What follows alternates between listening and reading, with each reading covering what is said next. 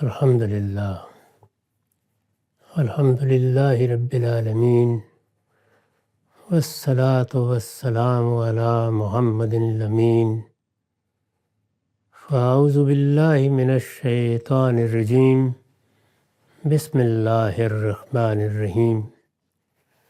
خواتین و حضرات، ہم سورہ فرقان کی آیت 51 سے سورہ کا مطالعہ کر رہے ہیں۔ اس سے پیچھے یہ بیان ہوا کہ اس قرآن کو ہم نے اس طرح نازل کیا ہے کہ اس میں تمام مضامین مختلف اسلوبوں سے بیان فرمائے ہیں۔ مضامین تو ظاہر ہے چند ہی ہیں، آخرت کی تذکیر ہے، ذات باری کا تعارف ہے، اللہ تعالیٰ کی صفات کا بیان ہے، اور وہ چند احکام بیان کیے گئے ہیں جن کی پیروی کر کے ہم اپنے ظاہر و باطن کو پاکیزہ بنا سکتے ہیں، لیکن ان کو مختلف پیرایوں میں بیان کیا ہے، مختلف طریقوں سے بیان کیا ہے۔ چنانچہ فرمایا تھا کہ ہم نے اس قرآن کو ان کے درمیان طرح طرح سے بیان کیا ہے، اور اس کی وجہ یہ بیان کی تھی تاکہ یہ یاد دہانی حاصل کریں۔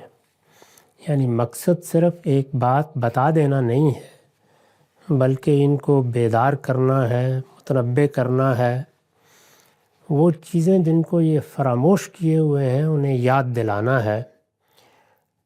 اس پر پھر تبصرہ کیا تھا کہ مگر اکثر لوگ ناشکری کے بغیر نہیں رہتے۔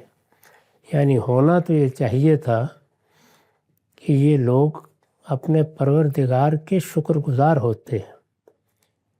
اس سے بڑی نعمت اور کیا ہو سکتی تھی کہ انسان کے باطن میں جو ہدایت ودیت ہے اس کو خود سمجھنے اور خود اس کا اطلاق کرنے کی بجائے اللہ تعالیٰ نے رہنمائی فرما دی، اللہ تعالیٰ نے ہدایت کا اہتمام کر دیا، اللہ تعالیٰ نے پیغمبر بھیج کے وہ بہت سی باتیں واضح کر دیں جن کو ہم خود اگر سمجھنا چاہتے تو اس میں پے در پے غلطیاں کرتے۔ اس پر ان کو شکر گزار ہونا چاہیے تھا، مگر اکثر لوگ ناشکرے ہی ہوتے ہیں۔ ارشاد ہوا وَلَوْ شِئْنَا لَبَعَثْنَا فِي كُلِّ قَرْيَةٍ نَذِيرًا، اگر ہم چاہتے تو ان کی ہر بستی میں ایک خبردار کرنے والا بھیج دیتے۔ یعنی ہمارے لیے یہ کیا مشکل ہے کہ ہر جگہ پر ہر دوسرے دن ایک پیغمبر کھڑا کر دیں، اس کو وحی کریں، اس کو کہیں کہ لوگوں کو متنبہ اور خبردار کرو۔ یہ سب بھی ہم کر سکتے تھے، لیکن کیا پھر یہ لوگ مان جاتے؟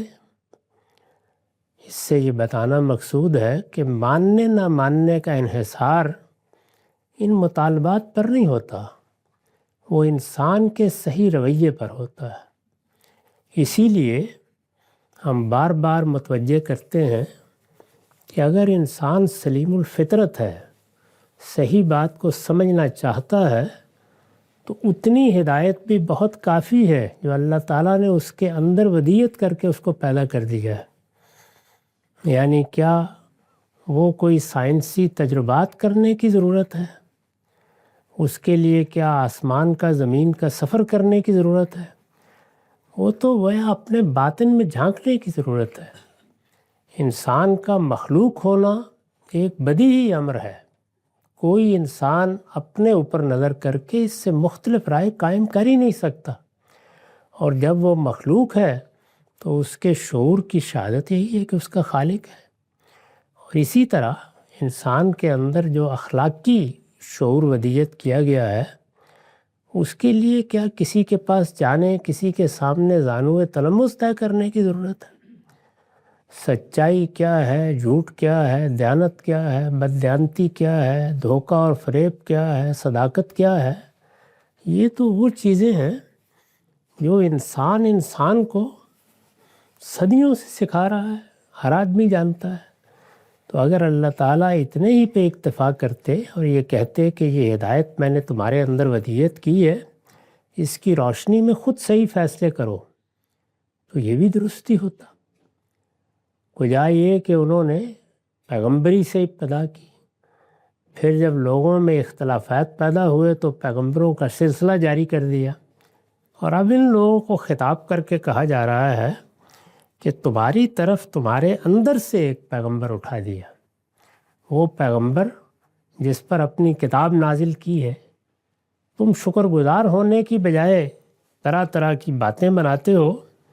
اس کا مطلب یہ نہیں ہے کہ کوئی کسر ہماری طرف سے رہ گئی ہے، یعنی ایک مکے میں بھیجنا ضروری تھا، ایک حوازن میں بھیجنا ضروری تھا، ایک طائف میں بھیجنا ضروری تھا۔ کسر ہماری طرف سے نہیں ہے۔ اپنے گریبان میں جھانک کے دیکھو، تم نے سلامتی طبع کو ختم کر دیا ہے، تم صحیح جگہ سے اپروچ ہی نہیں کر رہے، ورنہ اپنے باطن میں موجود ہدایت سے ہم آہنگ کر کے دیکھتے تو کسی معجزے کی ضرورت نہیں تھی، کسی بحث کی ضرورت نہیں تھی، یہ ہم آہنگی ہی بتا دیتی کہ یہ پیغمبر تمہاری طرف حق کے لے کے آئے ہیں۔ ارشاد ہوا وَلَوْ شِئْنَا لَبَعَثْنَا فِي كُلِّ قَرْيَةٍ نَذِيرًا، اگر ہم چاہتے تو ان کی ہر بستی میں ایک خبردار کرنے والا بھیج دیتے، مگر ہم جانتے ہیں کہ یہ پھر بھی نہ مانتے۔ یہ اتنا جملہ گویا مقدر ہے کہ یہ معلوم ہے کہ ٹیڑھ کہاں ہے، خرابی کہاں ہے۔ اگر دل میں زیغ ہے تو پھر کوئی بات بھی سمجھائی نہیں جا سکتی۔ یہ بارش تو برس رہی ہے، لیکن زمین کو اپنا دامن باغ کرنا ہے، اس کو اپنے اندر قبولیت پیدا کرنی ہے۔ وہ اگر زمین شور ہے تو جتنی بارش چاہے برستی رہے، وہ کوئی چٹیل میدان ہے تو ویسا ہی رہے گا، وہ کوئی چٹان ہے تو تھوڑی بہت مٹی اس پر ہوگی، وہ بھی بارش بہا لے جائے گی، چٹان کی چٹان ہی رہ جائے گی۔ تو اس لیے خبردار کرنے والا بھیجنے کے معاملے میں کوئی کوتاہی نہیں ہو رہی، کوتاہی ان کی طبیعت میں ہے، مگر ہم جانتے ہیں کہ یہ پھر بھی نہ مانتے۔ اس پر میں نے لکھا ہے، مطلب یہ ہے کہ جس طرح قرآن میں بات اتنے مختلف پہلوؤں سے واضح کی گئی ہے کہ ہر گروہ اور ہر طبقے کی رعایت ملحوظ رہی ہے، یعنی انسانوں میں جتنے طبائع ہیں، انسانوں میں جتنے سوچنے کے انداز ہیں، انسان جس طریقے سے بات سمجھتے ہیں، اسی کو سامنے رکھ کر ہر پہلو سے ایک ہی بات کو واضح کیا گیا ہے تاکہ کسی کے پاس کوئی عذر باقی نہ رہے۔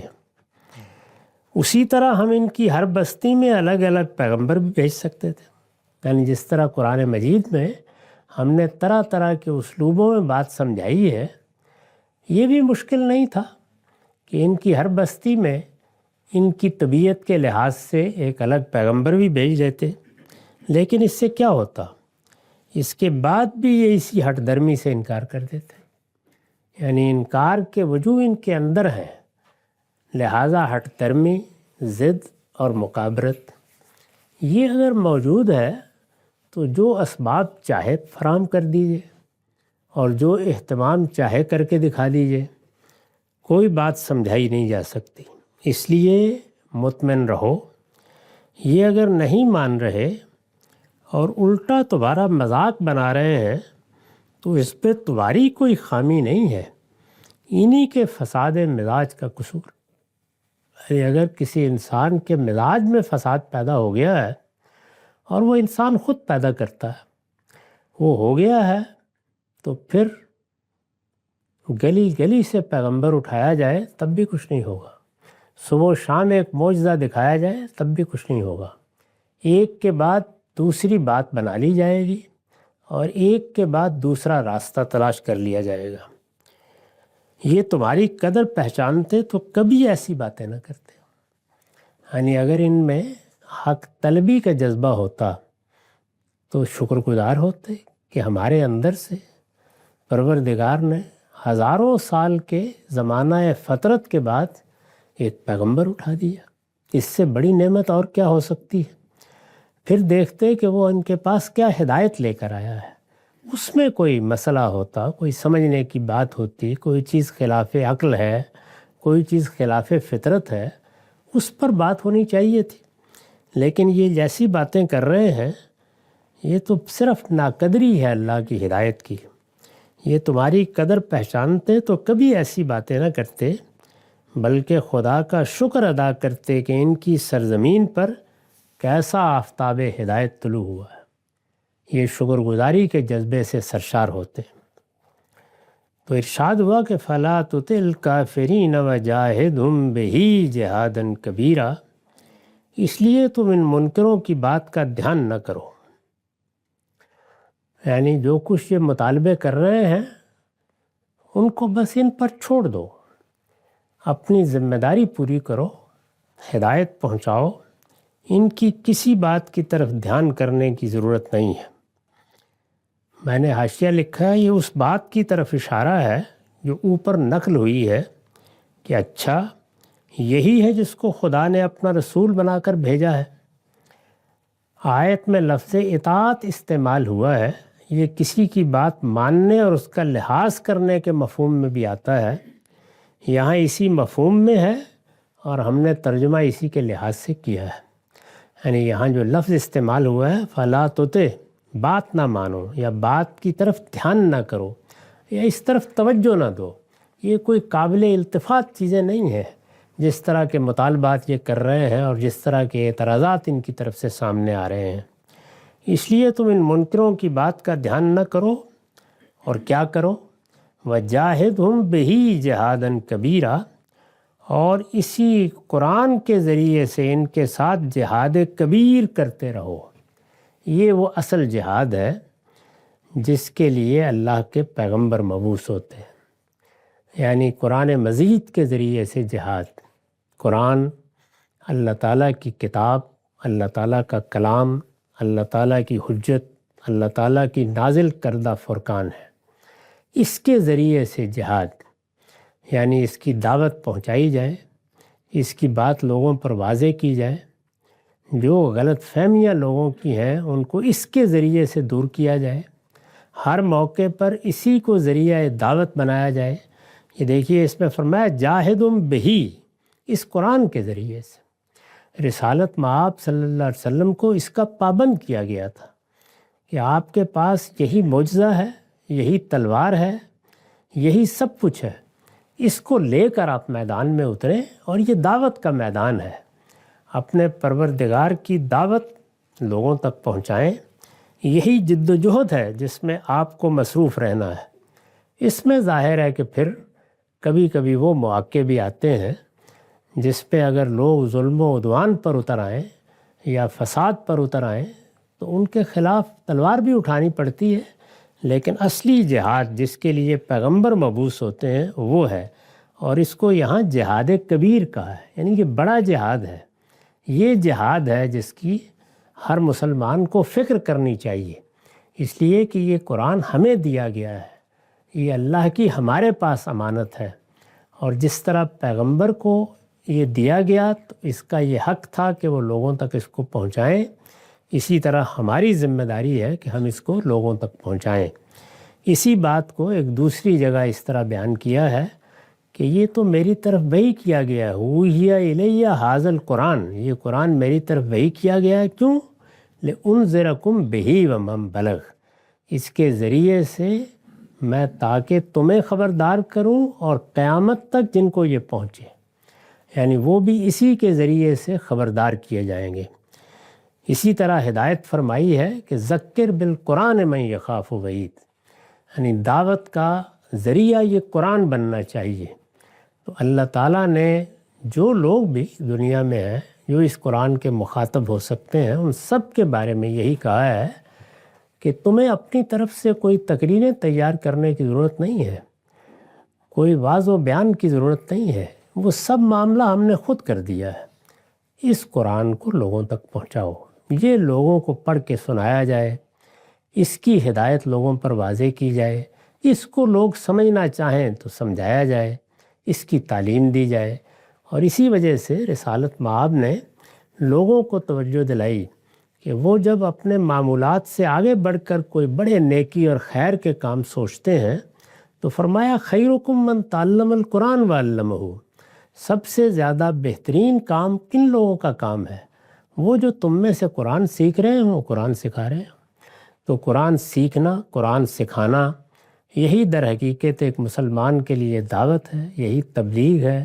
اسی کو ہمیشہ دعوت و تبلیغ بننا چاہیے۔ یہ قرآن ہے جس کے ذریعے سے دعوت دی جائے گی، یہ قرآن ہے جس کے ذریعے سے یہ جہاد کبیر کیا جائے گا۔ عام طور پر ہمارے ہاں جہاد کی بحث میں بھی بات جہاں سے شروع ہوتی ہے وہ جنگ و جدال ہے۔ قرآن مجید نے یہاں سے بات شروع کی کہ وہ تو جہاد صغیر ہے۔ جہاد کبیر یہ ہے کہ اس قرآن کے ذریعے سے دعوت و جاہدہم بہ جہادا کبیرا، اسی کو بنی اسماعیل کو خطاب کر کے سورہ حج میں ہم پڑھائے ہیں، اس طرح بیان کیا تھا کہ وہ جاہدوا فی اللہ حق جہادہ، یعنی اس قرآن کے ذریعے سے اس کو لوگوں تک پہنچانے کے لیے جد و جہد کرو جیسے کہ اس جد و جہد کا حق ہے۔ تو یہاں بھی اسی کی تلقین کی کہ یہ کٹھن جد و جہد جو اس وقت تم کر رہے ہو، یہی تمہارا مطلوب رہنا چاہیے، یہی تمہاری دلچسپی رہنی چاہیے، تمہیں اپنا وقت اسی میں صرف کرنا چاہیے۔ یہ جو باتیں بنا رہے ہیں ان کی جگہ چھوڑ دینا چاہیے۔ اس طرح گویا ہر داعی حق کو، اللہ تعالیٰ کی پیغام پہنچانے والے ہر شخص کو اللہ تعالیٰ نے یہ ہدایت فرمائی ہے کہ لوگوں کی پرواہ کرنا، ان کی یادخائیوں کا جواب دینا، ان کے ساتھ ہر وقت الجھتے رہنا، یہ داعی کے شایان شان نہیں ہے۔ نہ داعی مناظرے کرنے کے لیے پیدا کیا جاتا ہے۔ اللہ کی دعوت کی سعادت حاصل ہوئی ہے تو بات پہنچاؤ اور اللہ کی کتاب کو بیان کرتے رہو۔ یہ اللہ کی کتاب ہے جو فیصلہ کن ہے۔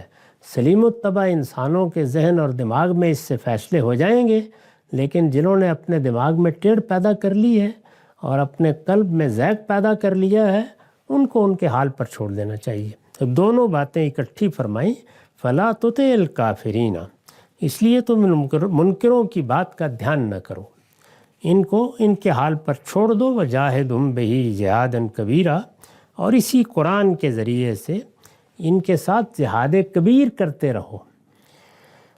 اس پر میں نے لکھا ہے یعنی وہی کٹھن جد و جہد جو اس وقت تم کر رہے ہو۔ رسالت مآب اسی جد و جہد میں مصروف تھے۔ نبی صلی اللہ علیہ وسلم جن حالات میں اور جیسی جاں گسل جد و جہد اپنی بات لوگوں تک پہنچانے کے لیے کر رہے تھے، یہ لفظ اس کی رعایت سے استعمال ہوا ہے۔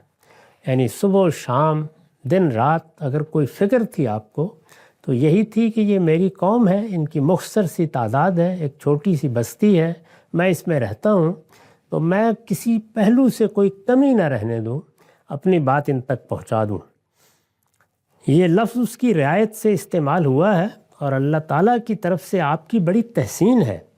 اس سے ضمناً یہ بات بھی واضح ہوئی کہ آپ جس جہاد کے لیے اصلاً مبعوث ہوئے تھے وہ تلوار سے نہیں بلکہ قرآن مجیدی کے ذریعے سے کیا گیا۔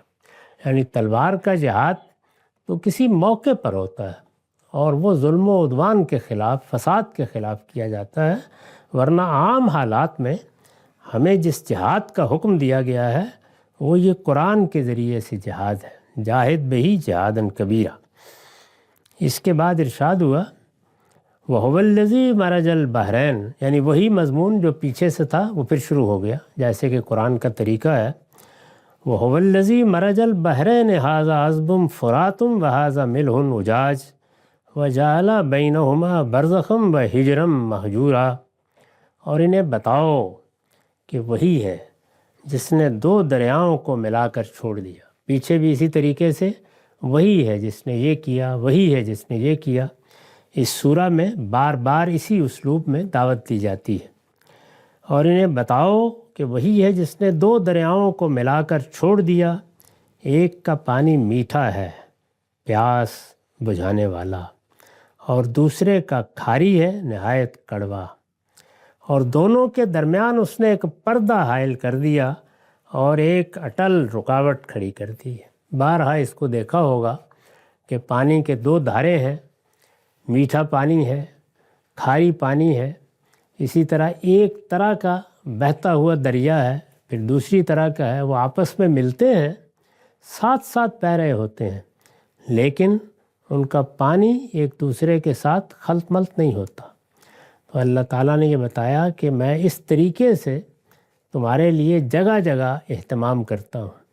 کھاری پانی کی ضرورت جہاں ہے اس کو میٹھا پانی کبھی خراب نہیں کرتا، اور میٹھے پانی کی ضرورت جہاں ہے اس کو کھاری پانی کے ساتھ میں ملنے نہیں دیتا۔ اس پر میں نے حاشیہ لکھا ہے توحید پر استدلال کے لیے، یعنی یہ جو بات کہی ہے یہ وہی توحید کے مضمون پر استدلال ہے۔ توحید پر، یعنی ایک ہستی ہے جو اس کائنات کا نظم چلا رہی ہے، کوئی اس کی ذات صفات میں شریک نہیں ہے۔ توحید پر استدلال کے لیے، اس پر ریزننگ کے لیے، یہ اس عظیم قدرت و حکمت کی طرف توجہ دلائی ہے جس کا مشاہدہ ہر اس جگہ کیا جا سکتا ہے۔ یعنی اللہ تعالیٰ کی دی ہوئی آنکھیں، اللہ تعالیٰ کے دیے ہوئے کان، سماعت، بصارت کی قوتیں یہ اسی لیے ہیں کہ انسان دیکھے، مشاہدہ کرے کہ اس دنیا میں عظیم قدرت اور عظیم حکمت کا کیسے ظہور ہوا ہے۔ تو اس کے جگہ جگہ مختلف نمونے ملتے ہیں، تو قرآن کبھی ایک طرف توجہ دلاتا ہے، کبھی دوسری طرف۔ تو یہاں اس خاص چیز کی طرف توجہ دلائی جس کا مشاہدہ ہر اس جگہ کیا جا سکتا ہے جہاں دو دریا ملتے ہوں، یا کوئی بڑا سمندر یا کوئی بڑا دریا سمندر میں آ کر گر رہا ہو۔ دونوں کی موجیں آپس میں ٹکراتی ہیں، لیکن دونوں کا پانی الگ الگ رہتا ہے۔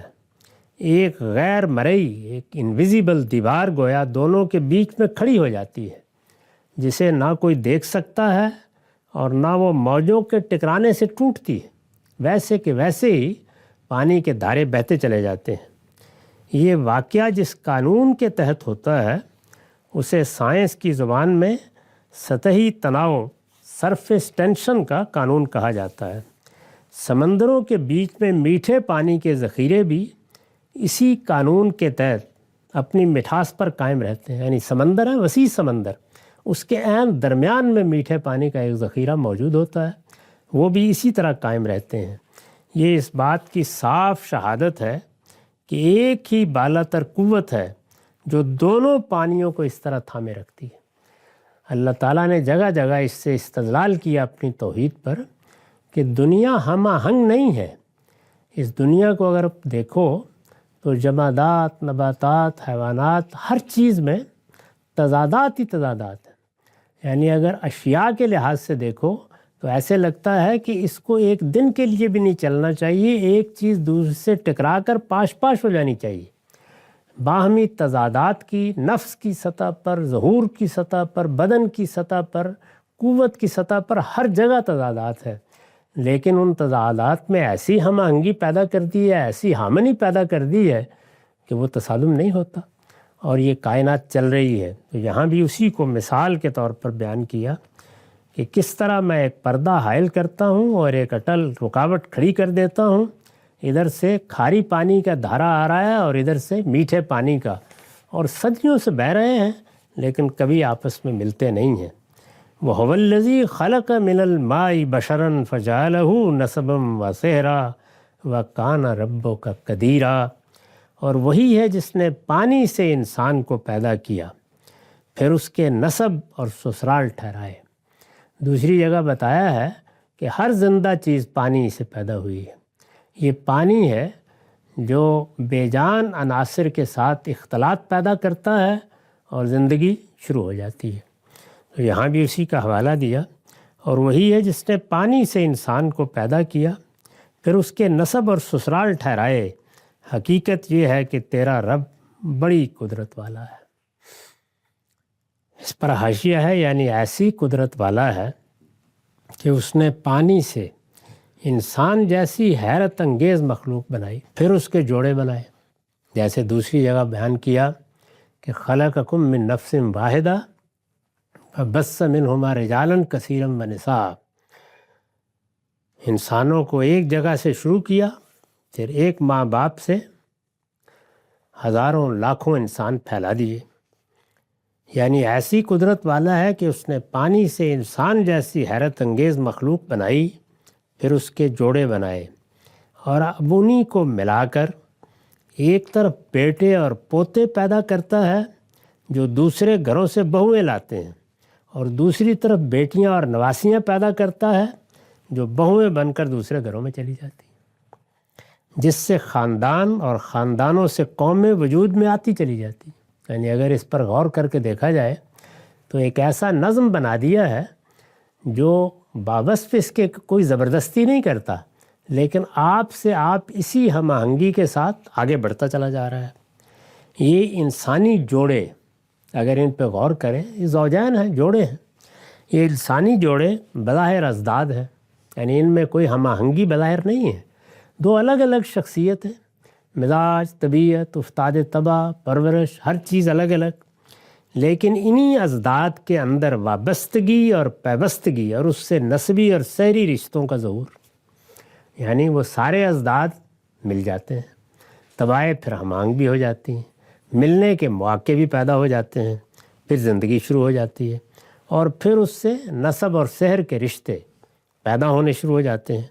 وہ رشتے اتنے قوی ہوتے ہیں کہ انسان کو مضطرب کر دیتے ہیں، وہ اس کو بڑی سے بڑی قربانی دینے پر آمادہ کر دیتے ہیں۔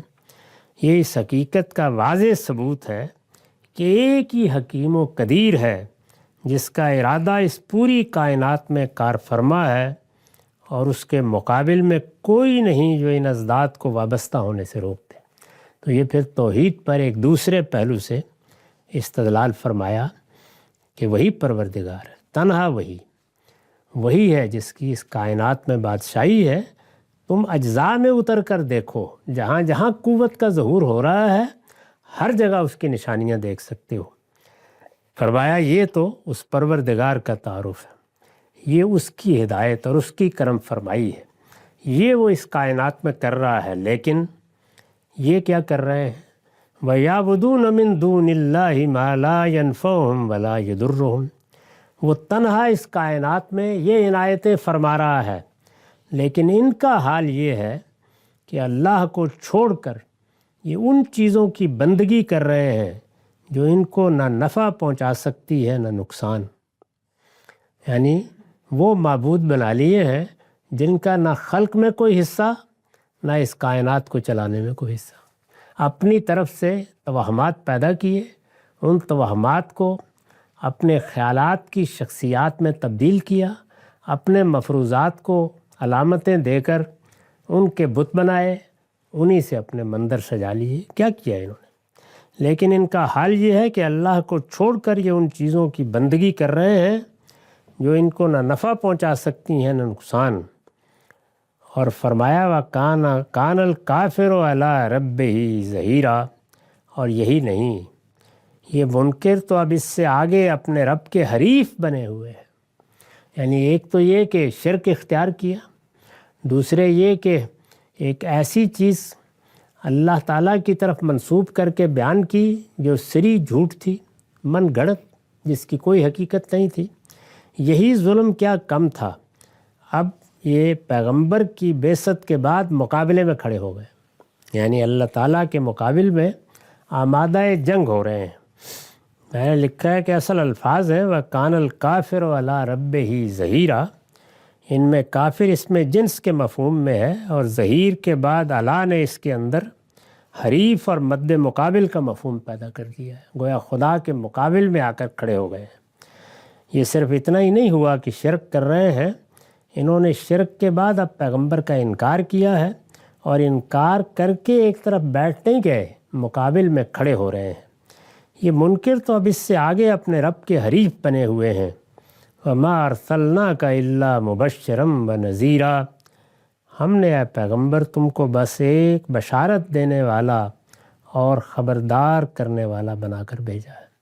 یعنی یہ بار بار توجہ دلائی جا رہی ہے کہ یہ جو کچھ بھی کر رہے ہیں یہ ان کا فیصلہ ہے، تمہارا کام یہ نہیں ہے کہ تم داروغے بن جاؤ، تمہیں بشارت دینی ہے، یہ بتانا ہے کہ اگر صحیح راستہ اختیار کرتے ہو تو اللہ تعالیٰ کی کیا نعمتیں تمہاری منتظر ہیں، اور خبردار کرنا ہے۔